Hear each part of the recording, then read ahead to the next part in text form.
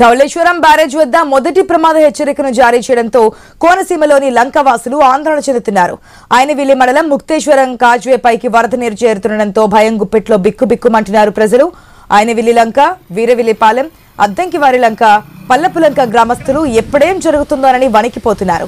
ఇప్పటికే పి గన్నవరం మండలంలోని చాకలిపాలెం, కరకాయలంక కాజ్వేపై పడవల్లో ప్రయాణం సాగిస్తున్నారు. ఈ నేపథ్యంలో అంబేద్కర్ కోనసీమ కలెక్టర్ మహేష్ కుమార్ జిల్లా యంత్రాంగాన్ని అప్రమత్తం చేశారు.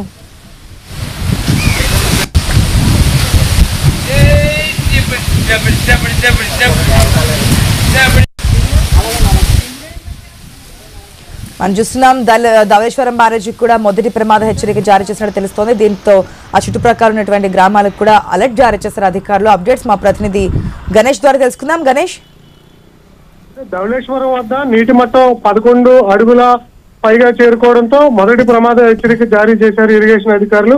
ధవళేశ్వరం బ్యారేజ్ నుంచి ప్రస్తుతం 10 లక్షలకు పైగా క్యూసెక్ల నీటిని 175 గేట్లు ఎత్తి సముద్రంలోకి విడుదల చేస్తున్నారు. ఎగువన భద్రాచలం, పోలవరం నుంచి వస్తున్నటువంటి ప్రవాహంతో ధవళేశ్వరం వద్ద రానున్న గంటల్లో అంటే మరికొద్ది గంటల్లో మరింత వేగం అంటే ఉధృతి పెరిగేటువంటి అవకాశం కనిపిస్తుంది. దీని రూపం అంటే ఈ ఉగ్రవ రూపంతో ప్రస్తుతం లంక గ్రామాల మీద తీవ్ర ప్రభావం పడడం జరిగింది. అందువల్ల తూర్పుగోదావరి, కోనసీమ జిల్లాల్లో ఉన్నటువంటి లంక గ్రామాల ప్రజలను ముందస్తుగానే సురక్షిత ప్రాంతాలకు అధికారులు తరలించడం జరిగింది.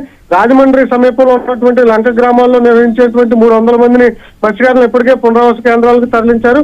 అదేవిధంగా అంబేద్కర్ కోనసీమ జిల్లా పి గన్నవరం నియోజకవర్గంలో ఉన్నటువంటి ఉడుమూడి లంక, అదేవిధంగా కన్నావారిగూడు ఇలాంటి ఏవైతే కొన్ని లంక గ్రామాలు ఉన్నాయో వాటన్నిటిని కూడా ముందుగానే అధికారులు హెచ్చరిక చేశారు. ఇప్పటికే వరద ప్రవాహం పెరగడం, ఈ గోదావరి నది, వశిష్ట, వైనతేయ ఈ నదులు అంటే ఈ పాయలు కూడా ఈ ఉధృతంగా మారడంతో రాకపోకలు అయితే నిలుపుదల చేయడం జరిగింది. ప్రస్తుతం లంక గ్రామాల ప్రజలు పడవల మీద ప్రయాణం చేస్తూ ఉన్నారు.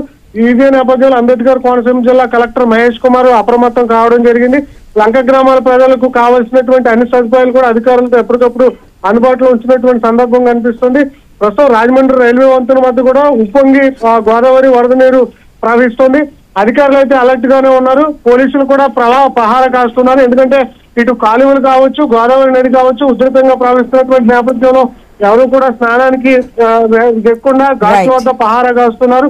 రానున్నటువంటి 24 గంటల పాటు ఈ వరద ఉధృతి కొనసాగేటువంటి అవకాశం ఉన్నటువంటి నేపథ్యంలో ఈ ఉభయ గోదావరి జిల్లాల కలెక్టర్లు అయితే గోదావరి పరిసర ప్రాంతాల్లో అయితే అప్రమత్తంగా ఉండడం జరిగింది. ఆశ.